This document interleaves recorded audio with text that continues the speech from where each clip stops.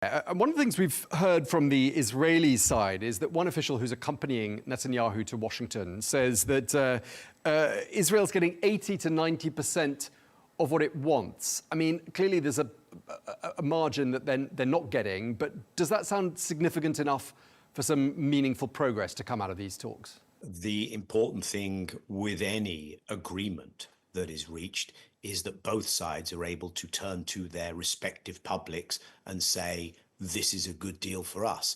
So if the Israelis were telling you we're only getting 42% of what we want, you could be pretty sure that this wasn't going to turn into a deal. So I think we can kind of park the spin.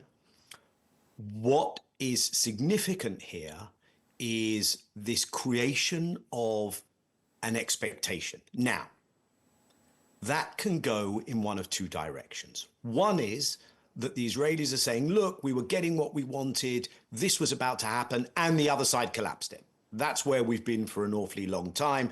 Israel's refusal to bring this to an end, but their success in having the US administration align with their talking point that the other side is to blame. We could yet be back in that scenario.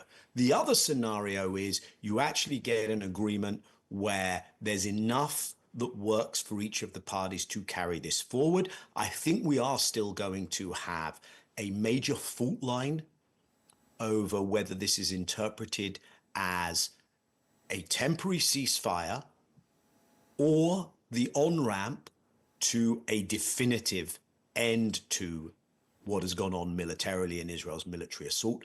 Most of that will depend on the Trump administration.